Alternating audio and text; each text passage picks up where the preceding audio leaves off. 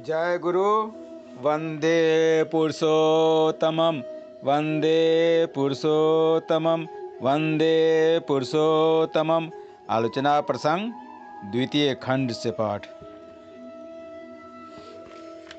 केष्टोदा श्री श्री ठाकुर जी से प्रश्न किए हैं, हे दयाल, गीता में भगवान श्री कृष्ण ने कहा है, नाहं प्रकाशः सर्वश योग माया समावृतः मूढ़ो अयं नाभिजानाति लोको माम जब व्ययम।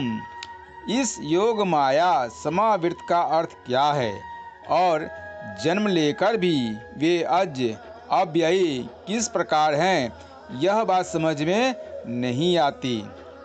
इस पर श्री श्री ध्यान जी ने कहा कि योग माया समावृत का अर्थ है स्व अयनस्योत वृत्तिया भी ध्यान समन्वित। साधारण मनुष्य की तरह वे भी पुरुष एवं नारी की संयत संगति के माध्यम से मनुष्य के रूप में उद्भूत हुए हैं। उस दिशा में दूसरे मनुष्य से इनका कोई पार्थक्य नहीं। इसलिए जो प्रवृत्ति में रंगे हुए हैं वे सोचते हैं कि वे भी मनुष्य हैं और हम भी मनुष्य हैं।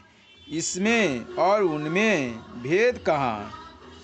सिद्धाई या अलौकिकता का चमत्कार जहाँ अधिक देखते हैं वहाँ वे अपना सिर झुकाने के लिए राजी हो जाते हैं, किंतु वे मनुष्य रूपी भगवान प्रेम तथा चरित्र का ऐश्वर्य लेकर मनुष्य को उस प्रेम तथा चरित्र का अधिकारी बनाकर धन्य करने आते हैं।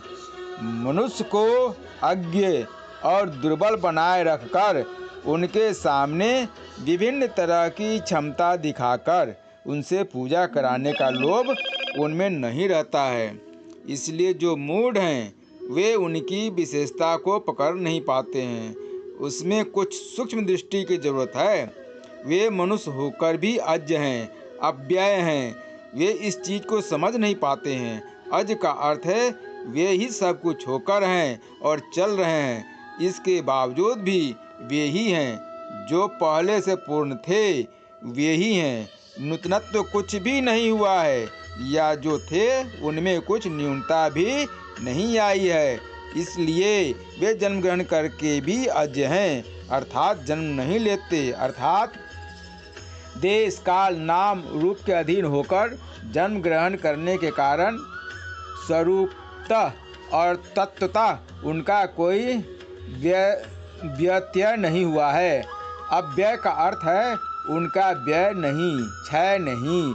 जो कुछ है उनमें ही है, नाना परिवर्तन के माध्यम से उनमें ही विधृत होकर है।